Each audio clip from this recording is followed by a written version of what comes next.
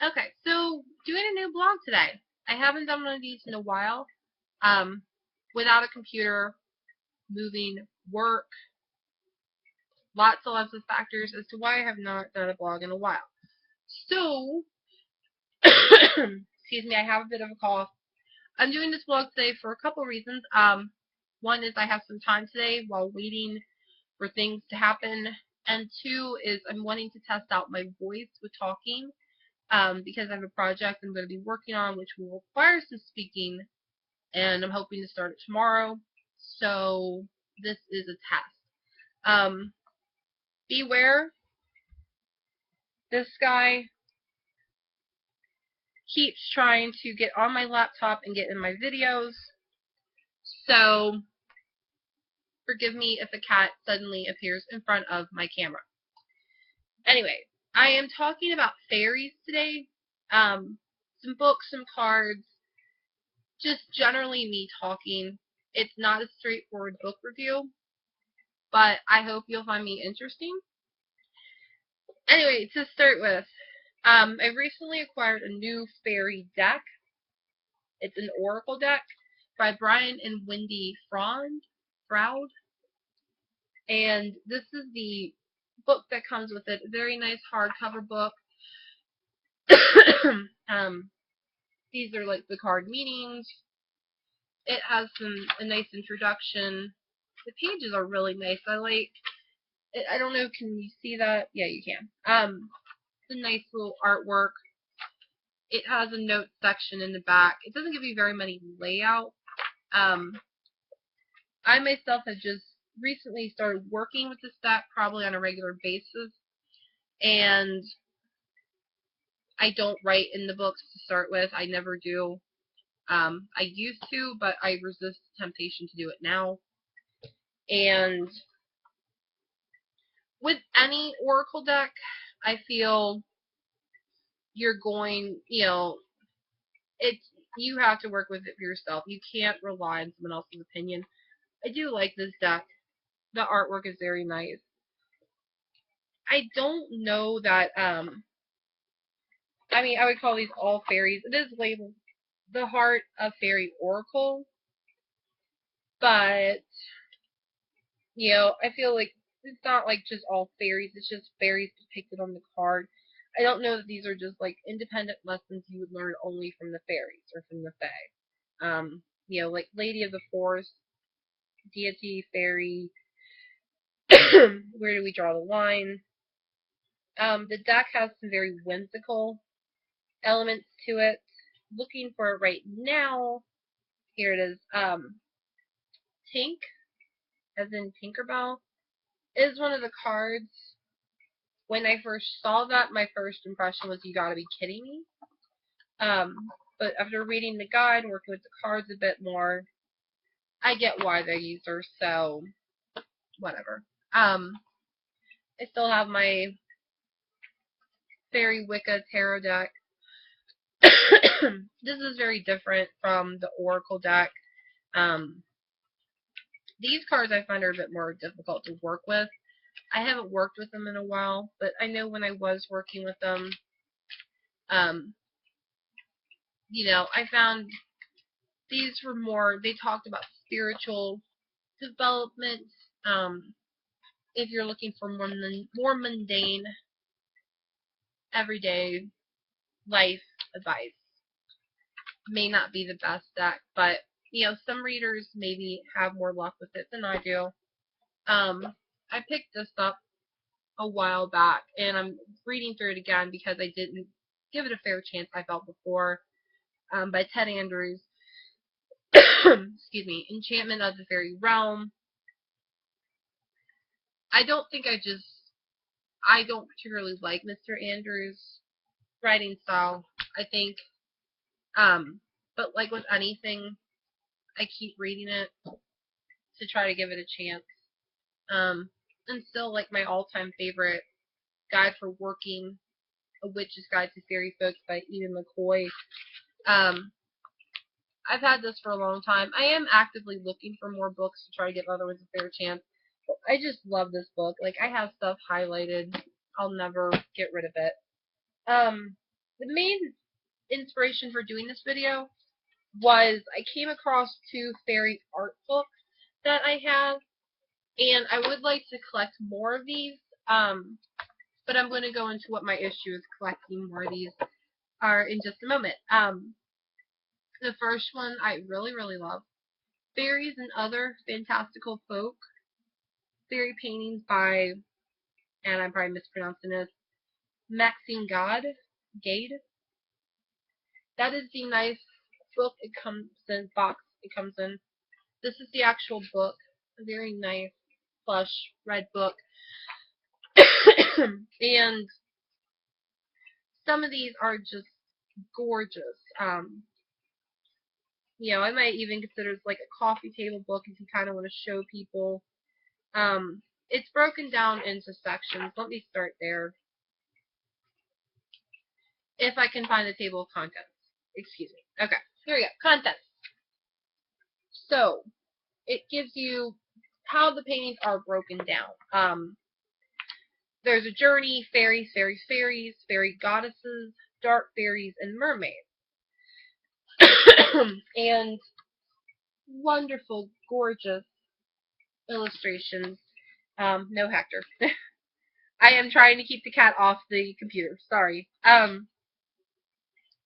They have little Hector. No. No. This cat does not listen. They have underneath them. They tell you what the material is, depiction, and that sort of thing. Oh my god. Hold on. There we go. There we go. Problem. No. Oh my god, this cat. He's trying to drive me insane today. Has anybody else have cats? Anybody else have cats that are just being extremely difficult right now, this time of year for some reason? Yeah. Anyway, back to the book. I mean, really, you can see they're just gorgeous. Be warned, there is nudity in some of these, so if you're uncomfortable, like for example, if you're uncomfortable with the female form, because that is mostly what the nudity is, there's not much in the way of male nudity. Not fair, but anyway, here's another good example. If it makes you uncomfortable, you would not probably like this book. Well, I won't say you don't like the book, because there's not a lot. But there is some. And the nudity is what I want to talk about. I love, love, love, love the New Age mystical art, pictures of beautiful sunsets, fairies, like here's vampires. Like obviously that's not fairy, but it's just 2 pretty beautiful vampires. And this book does such a good job, I think, of showing a lot of different ethnicities. And like there's a guy, I'm assuming it's a guy. It's called the Golden Goblin. I'm assuming it's a man. There's a mermaid for you. This book is just really well done. I definitely been looking at other books and other artwork from this artist because I feel,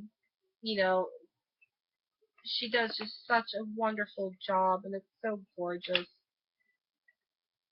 But you have to beware, and I'll show you what I mean here in just a moment.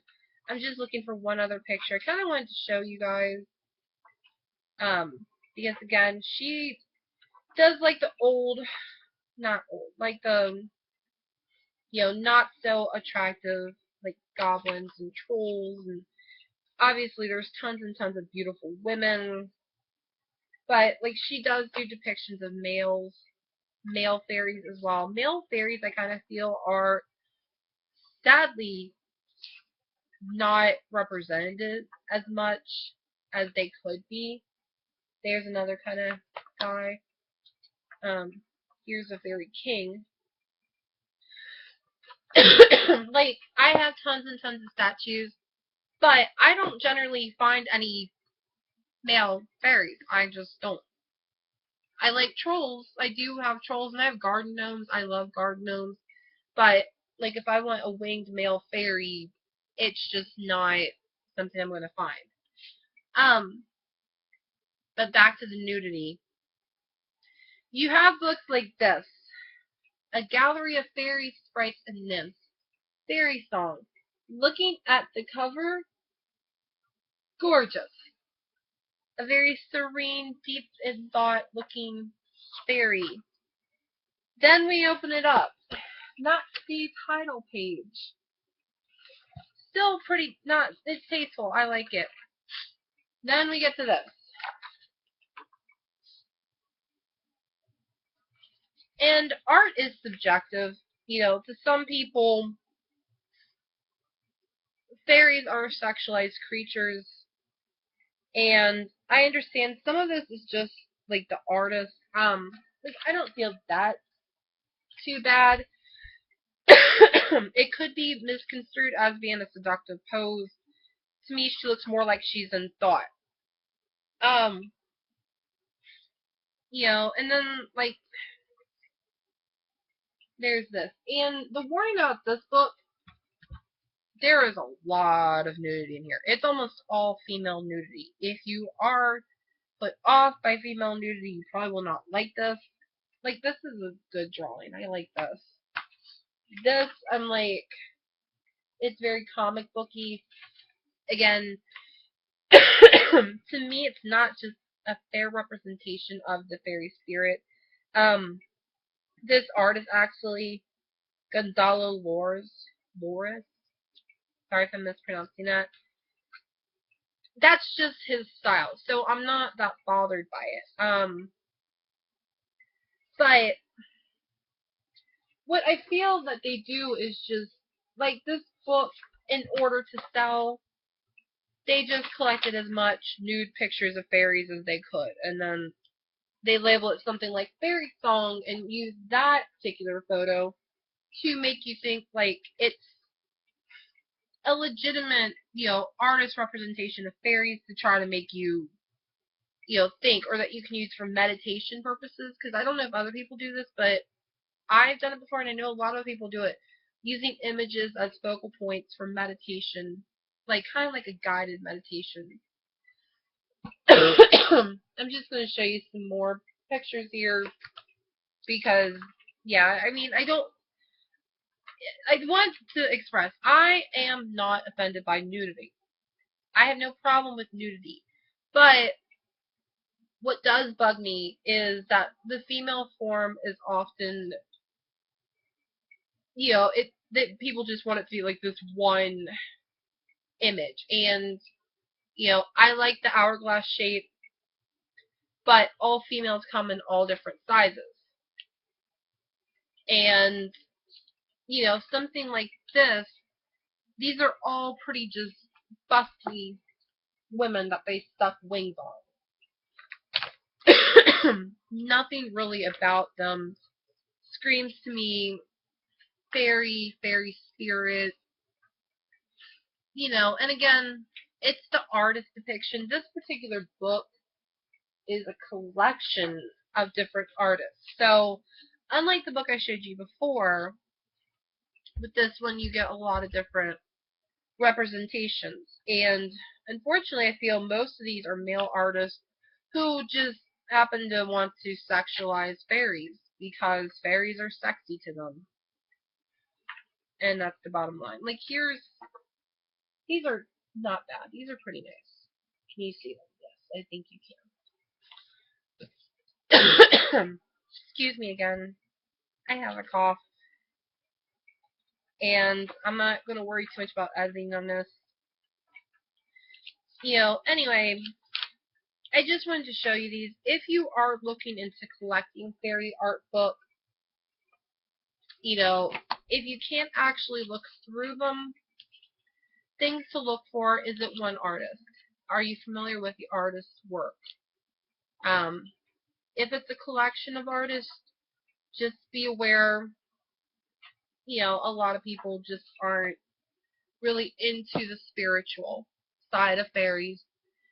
Fairies to them are just something that are cute and pretty and sexy and that.